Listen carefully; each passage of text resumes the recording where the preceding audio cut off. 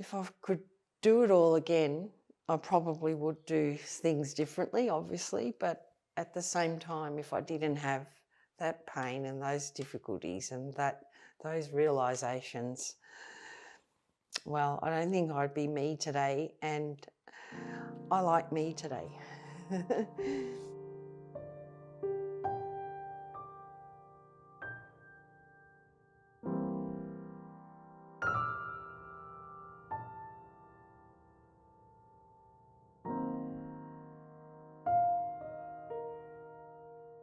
My name is Erin, and currently I'm 24.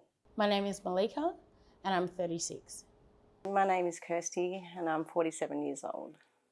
My name is Laurel Martin, and I'm 52 years old. My name is Elizabeth Burns. Most people call me Liz, and I am 60 years old. My name is Sue Whiffen, and I am 69 years old, about to turn 70 in 6 weeks. Sue Millard, 82 years old. I did quite a bit in my 20s. 20s, started working full-time. Mid-20s, now I feel as though I'm working all the time to try and pay rent. And it was a big factory where all the girls worked on machines, and I worked as a secretary there.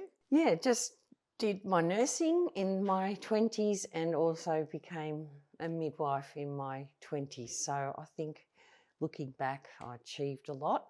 Was working in hospitality and had a cafe for 3 years in that time. Probably for about 3 or 4 years, I was nursing, obviously, and sort of having fun, earning money, and what that felt like after being a poor student for most of the time. I was at university then, and at Monash University until 1976. 1977, I went to Perth to do my Diploma of Education. I came back in 1978 and started teaching. My first 3 years of teaching were at Horsham High School, where I grew up. Already had a boyfriend, and I think I got engaged early 20s. Married at 22. I got married when I was in 1983. I had my first child in 1985. So as I headed into my 30s, I was a first-time mother. So I had a baby at 23. That was shit. That was the hardest time of my life. I've had some really hard times, but that was hard. I worked from the time 22 till I was expecting Melinda at 26. I was a mum, I gave birth to 3 daughters during that time. So I was 22, 25 and 28 when I had them. But India's the best thing that's ever happened to me. Honestly, I don't think I'd be here if she wasn't born. When I was 27, my father also died. And I had 2 main emotions at that time. One was regret that I didn't get to know him more. And the second one, which I sort of still feel a bit strange about, was I just felt this immense relief, and because I could be myself. I was only 26 when he died. He was only 57. And I had Melinda, my first child, and she was 9 months when he died. And so it was very difficult, particularly when my auntie rang me and she was crying and couldn't tell me. Fell in love the first time as well, but it was with a girl.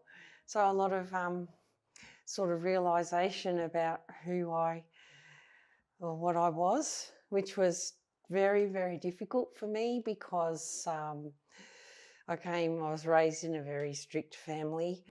The reason why I broke up with him, Indy's father, It's because I knew I was gay.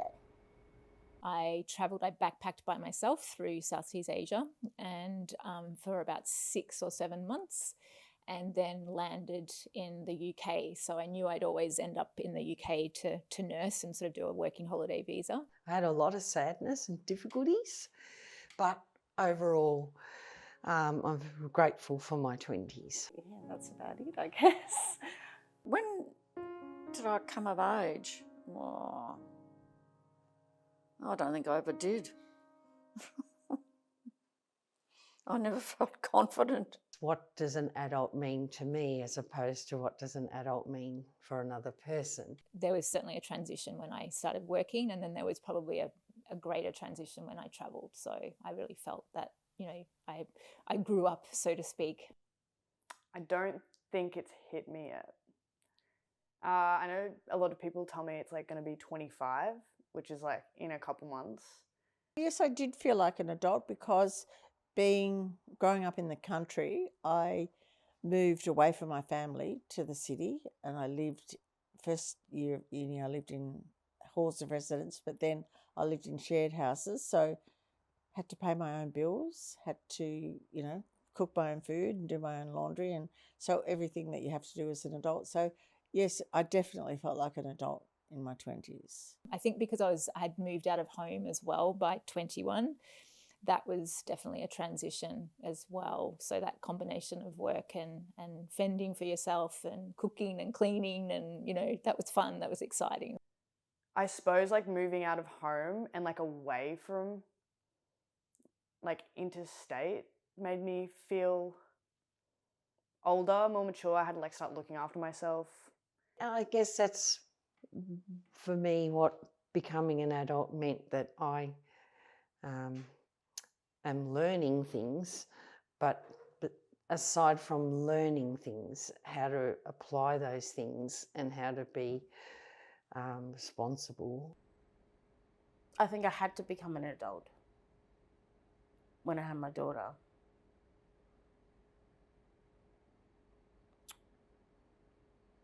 I was forced into it, I think. I guess I felt like I became an adult when I had my first daughter. Yeah, at 22. So I was, I guess, partying and everything before then, and then I got to settle down when I had her. But I'm not sure it'll ever really hit until I like have a family or like other people to look after other than myself. I just felt insecure looking after the baby. But I eventually got the hang of it. Trial and error. Yeah, so it wasn't about me anymore. It was about having, you know, being a mum and working around that. I had to quickly go from 23 into like a 28-year-old. Lost those years of growing up. I didn't feel much pressure. I was just going with the flow. I could only do what I could do, like with my new family. So I feel pressure in comparison, I suppose, to other 25, 24-year-olds, where they are and where I am. The pressure was probably money, paying the loan back for the house, because we only had one income coming in. But everything was a lot cheaper in those days. I did have to have it together. My parents did push me to like get a job, get a 9-to-5. When I told them like I'd want to be in film, be doing something creative, Dad did tell me he was like disappointed because he thought I'd be doing something more, but it's like, I'm 20, what do you want from me? You know, there was a pressure, I guess, to, you know, buy a house and, you know, sort of, you know, do the sensible adult things. And I think traveling, it was either one or the other, and you couldn't really sort of do both. So I think for me, there was a bit of making the wrong decision was probably a pressure and it was probably a pressure I put on myself more than anything. So, yeah. And then, moving down here and being around this like huge pool of creative people, there is the pressure, but it's like a good pressure. It's like let's be consistent with this. Let's not get like complacent and lazy. You're around these people now, we're young, let's create some stuff, make some memories, have fun, not waste our time. Yeah. And again, I mean, I don't want to harp on about, you know, coming to terms with my sexuality, but that was the biggest pressure, because I had a lot of emotions that I couldn't express. I had to keep them in. I wrote a lot of songs because I play the guitar, and I used to play imaginary drums on my legs, and I would like bruise my upper thighs, just the angst of it all. I felt pressure because all my girlfriends got married younger and had their babies by 22 and 24. They all had babies, so I was under pressure to have a baby. In my early 20s, I was very strongly of the thought that I wouldn't have children because I didn't want to bring my children into a world where there was a threat of nuclear war. Also had feelings of that I was letting mum and dad down. I mean, I wasn't the only girl in the family, but I guess in terms of having a wedding or having a baby, or, you know, that I would be letting them down. So that was huge. Look, obviously I'm crying now because it still was so massive in my 20s, dealing with that. I was raised so well that I thought people are going to look at me like I'm a lowlife.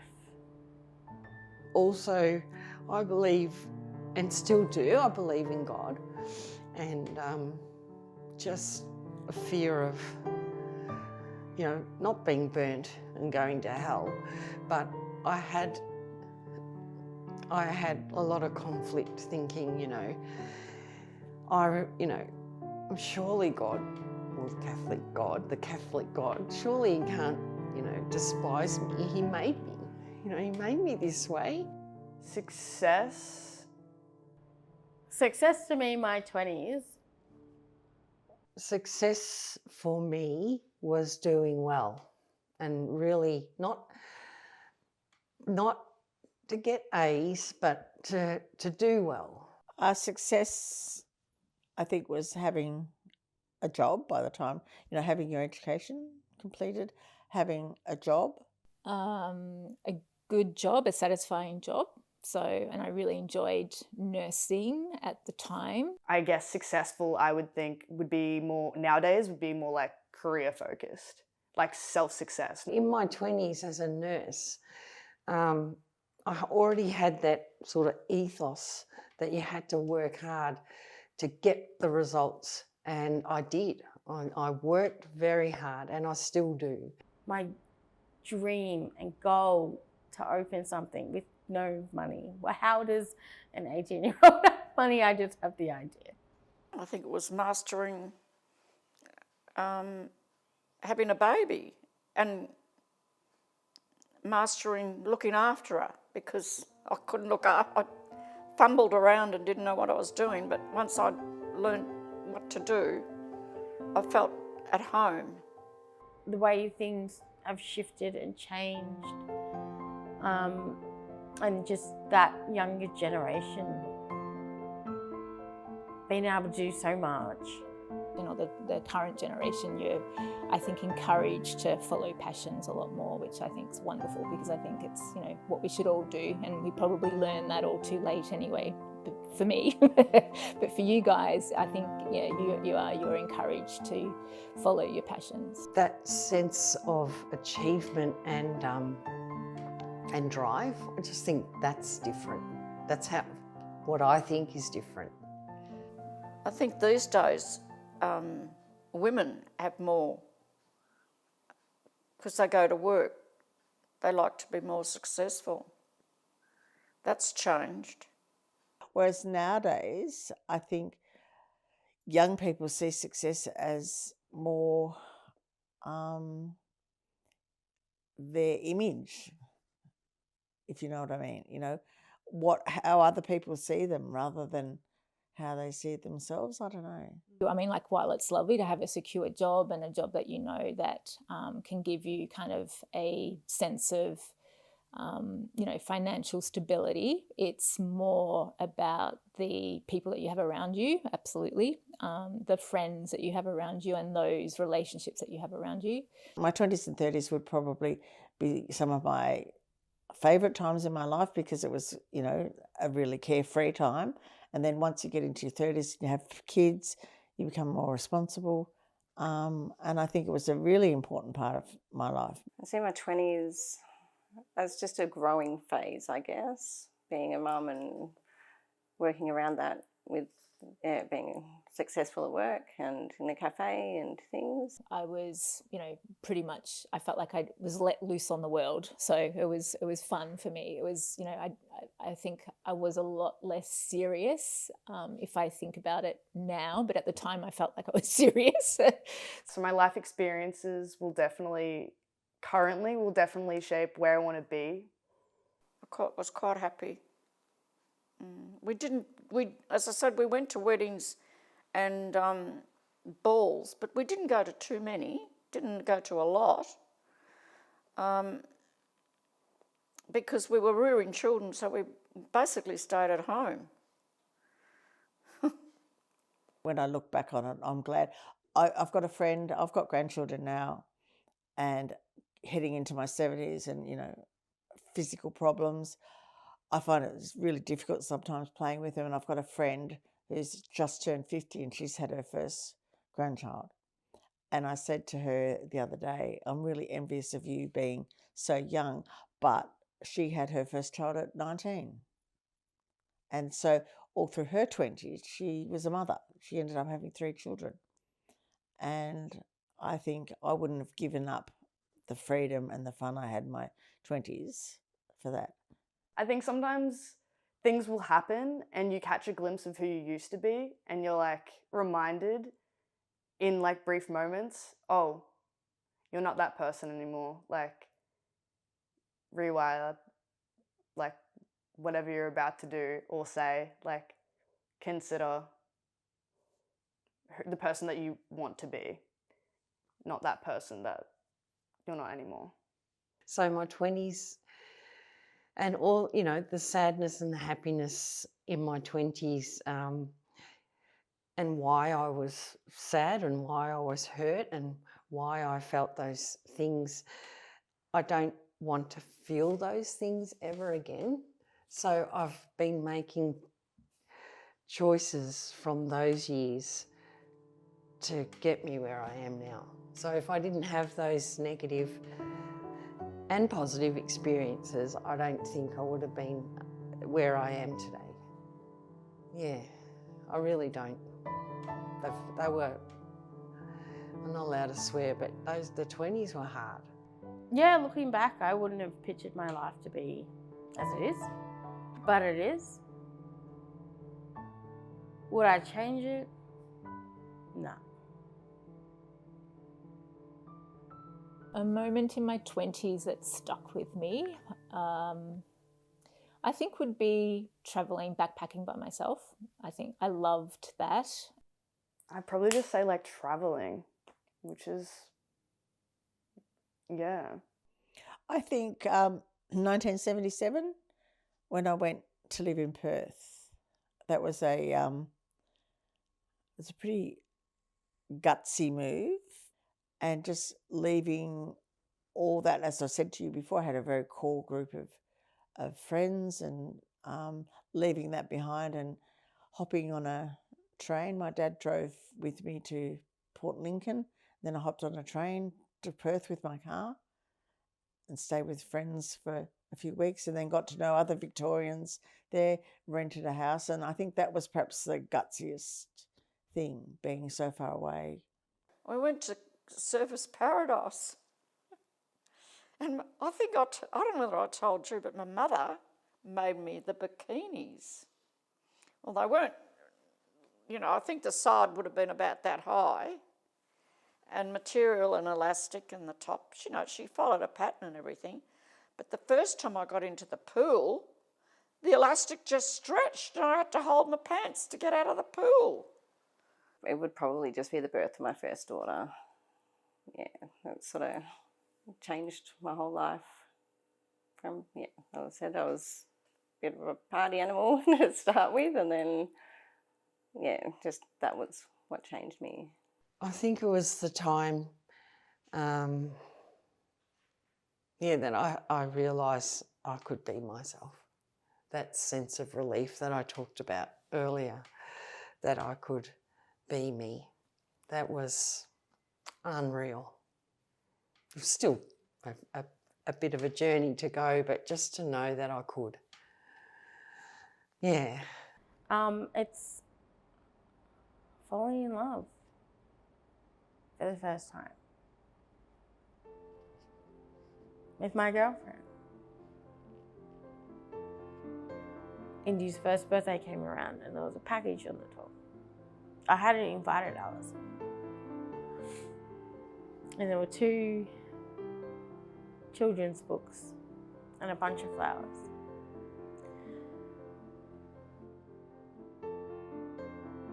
I thought that was the most special thing because I didn't ask her for anything. I didn't ask her to help or parent or be like, this is going to be your life if we're going to be together. And she did it. And she stuck by my side. And I felt awful so many times because her family welcomed me in with open arms, and India. And my family shut the door. But she stayed.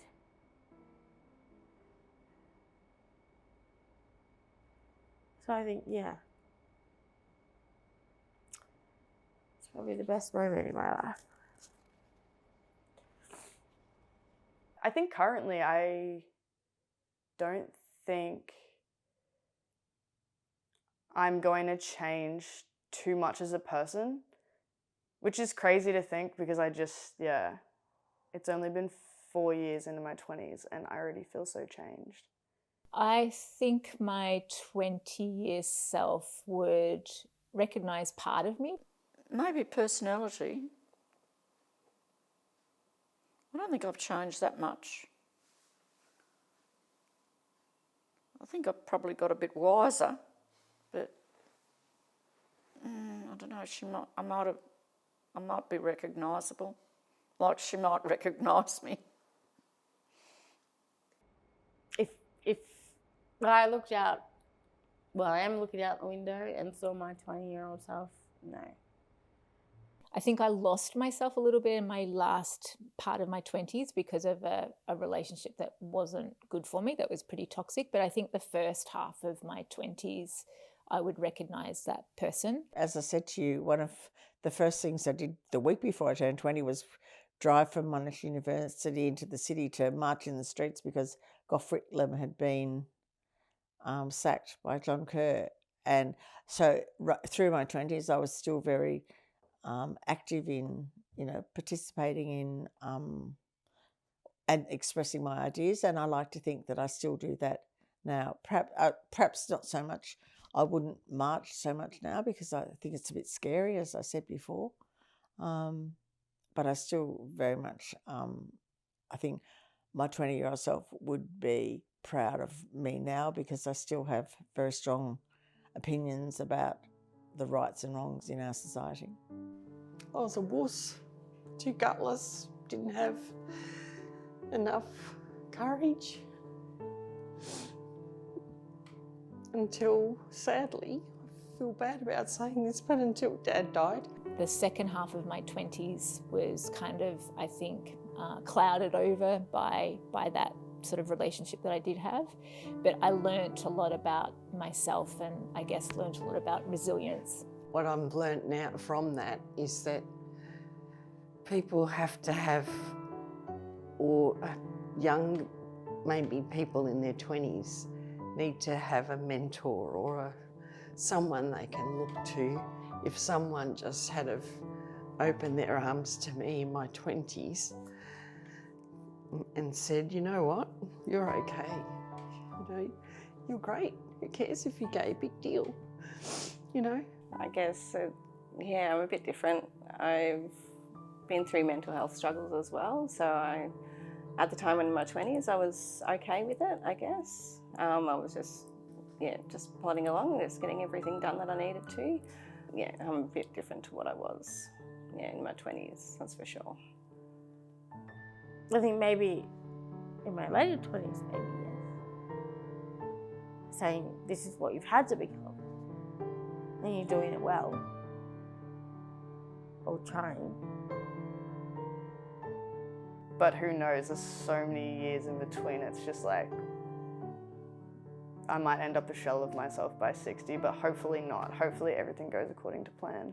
And I'm like, dang, I'm still youthful. Yeah. I think my 20-year-old self will be like, oh my God, look at Liz now. She's married. She's married to a woman. Unreal. You know?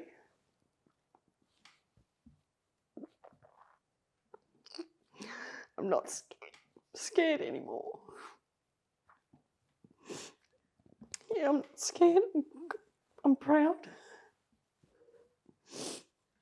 My hardest lesson was, I guess, just learning to be a mum because I was so young. So that was hard to get around and work out, especially when my husband wasn't around much, being at work and things. So it was a trying time for myself. It would be rearing a baby. I just didn't take to it. I couldn't breastfeed. I was too highly strung, so the milk didn't come. The baby didn't put on weight. I mixed with the wrong people who I thought were the right people, who were caring and loving and like took me in and when I needed a place to stay and I thought that was the right thing. Hardest lesson is like, I'd say holding on to people for longer than that relationship serves me. Yeah. They say, don't read a book by its cover. I read all my life in my 20s by the cover. I never went any further. So from the outside, everything looked great. Everything felt great. Everything to me was good, but deep into what I should have looked at was so very wrong. But then again, relationships, close relationships shape you as well. But knowing when to let them go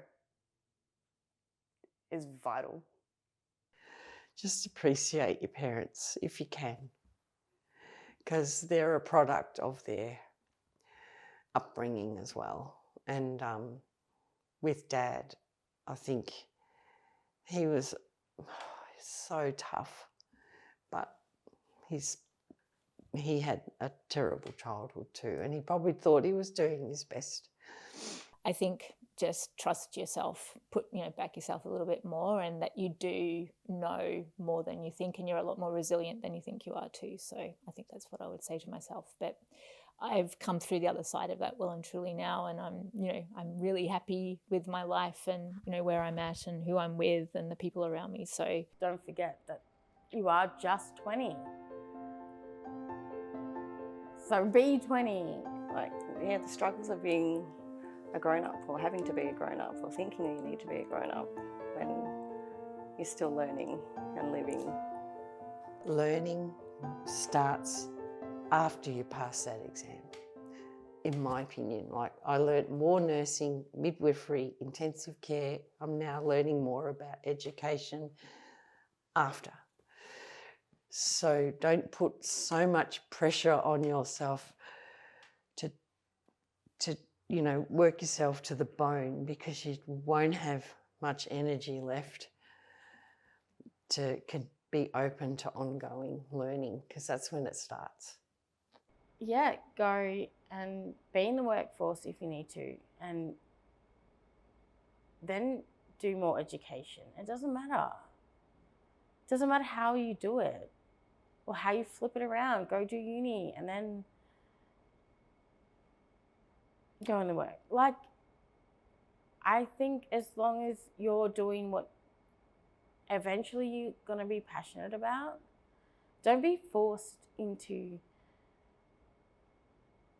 doing something just because society's like, oh, we're all going to university and we're going to finish at age of 20. No. I would never give that advice, and I would never encourage that advice. As you know, I'm a teacher, and I just see what social media is doing to kids nowadays, and it just breaks my heart. And I think what I see kids doing wrong today in their 20s, people doing wrong today in their 20s, is taking too much notice of what other people think. Don't smoke so many bongs. Probably, yeah.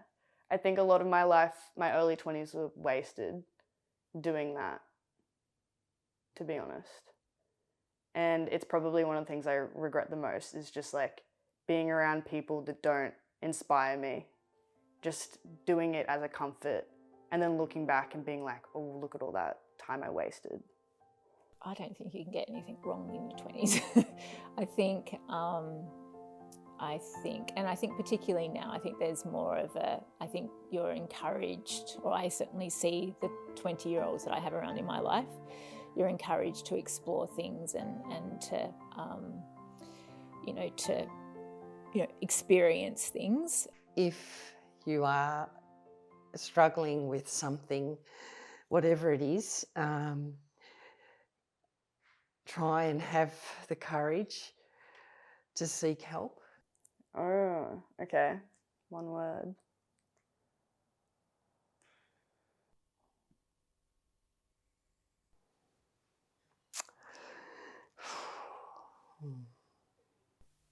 One word.